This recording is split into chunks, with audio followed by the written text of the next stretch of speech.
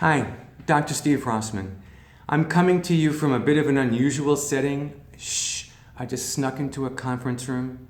I'm at an international conference for functional medicine. Doctors here from all over the world as well as around the country. Some of the best minds in functional medicine, cutting edge research. If I have the chance to learn more and to go to conferences like this and bring you back the very best and latest in how I can help you, I'm going to do it.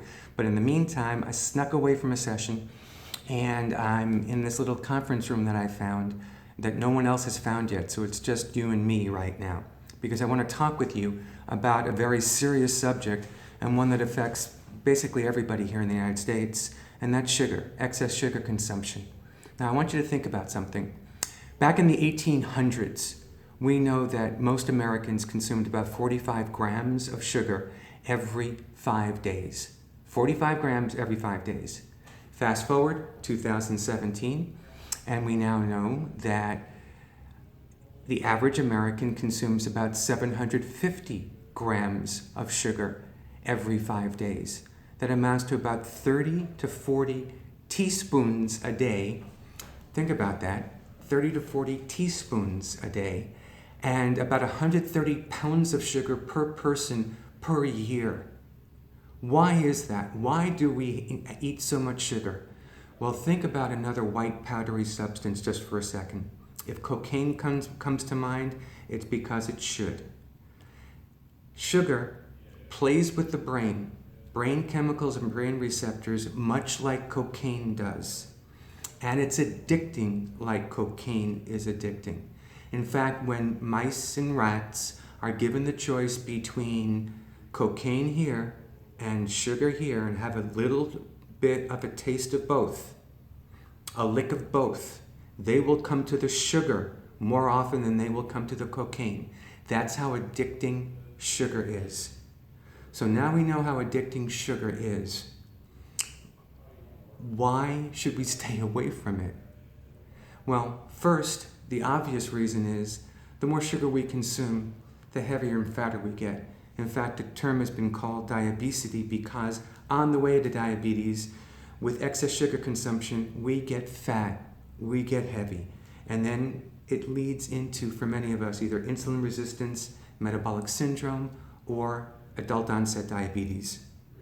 Then, along with that, comes something that has been coined diabetes type 3. That's Alzheimer's, that's dementia. And we're all very, very, very concerned about that. And it's not because diabetes is directly related to Alzheimer's. We're beginning to find out more and more about that. But because some of the same pathological pathways are similar. So diabetes type 3, think Alzheimer's, think sugar, think heart disease, all forms of heart disease, hypertension, stroke, all of that. Think mood disorders, anxiety, lack of focus, concentration, sadness, mood swings. As sugar swings throughout the day, so does mood. Think of chronic inflammation. In 2004, Time magazine devoted its entire cover page to inflammation as the scourge of the 21st century. That's how serious inflammation is still considered today, now 13 years later. This was 2004, 13 years ago.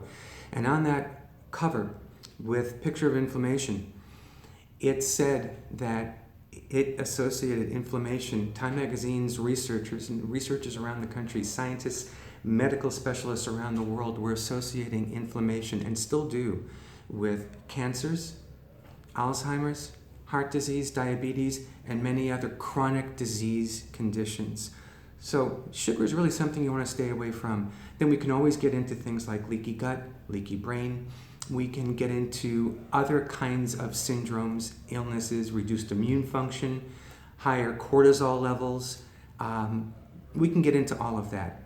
At another time, we will. Suffice it to say that excess sugar causes a lot of nasty stuff, a lot of really serious stuff, a lot of life-threatening stuff. So we want to diminish it in our lives. How do we go about doing that? First, education. Take a look at your packages and ingredient labels.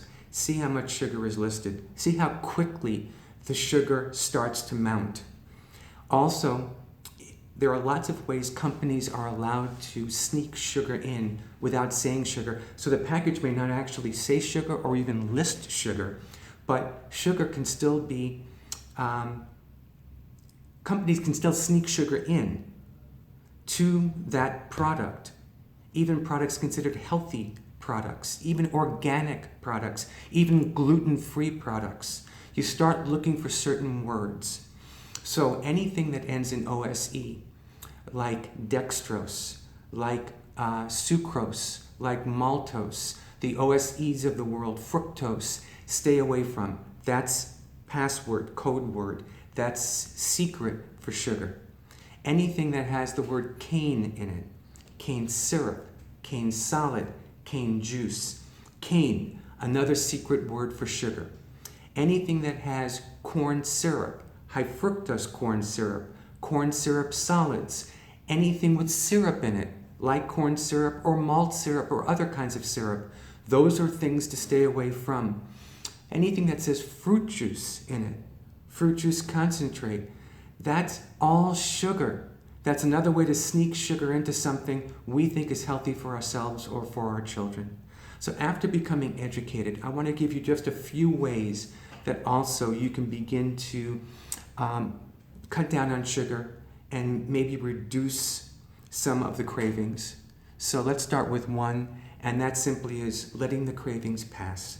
Usually in 15, 20, 30 minutes, cravings will pass. So if you have cravings for something really sweet and sugary, find something you really enjoy doing that will distract you, preferably in another setting, another environment, away from where you might get to that food.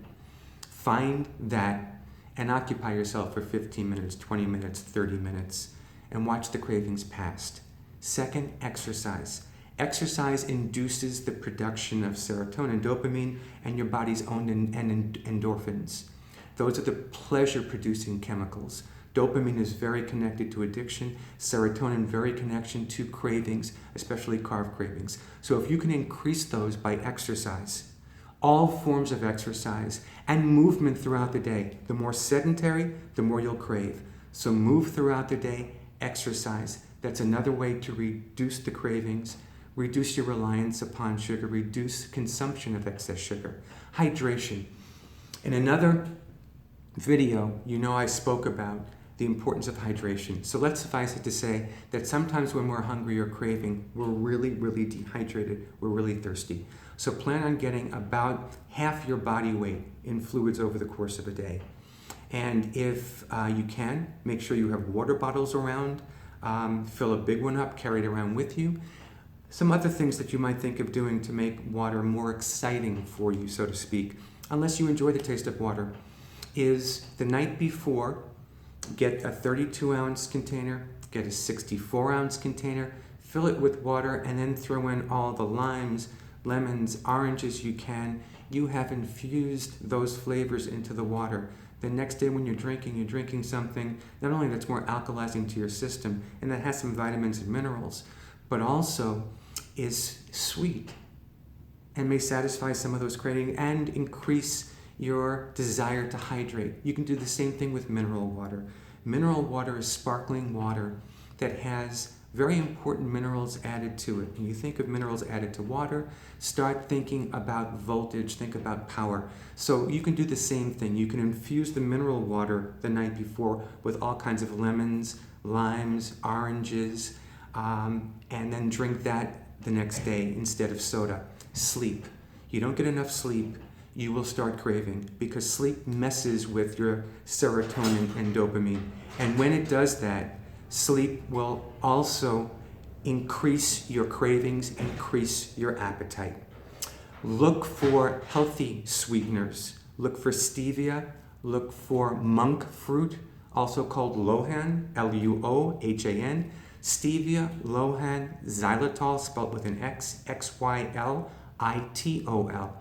Those are safe. Those are healthy sweeteners. You can cook with them. You can put them in your drinks. Finally, avoid the artificials. The more artificial sweeteners you have, and that could be the NutraSweets, the aspartames, the sucraloses, other artificial flavors, sweeteners, Those will increase appetite, but also increase your desire for sugar, for something sweet. So I hope today I've enabled you to cut back on your sugar consumption, to understand why you should. It's so dangerous. So this is Dr. Steve Rosman sneaking out of session in order to be able to share with you some important information about sugar, its dangers, and how you can cut back. Live an optimized life, live a great life, thrive, enjoy today. See you in the next video.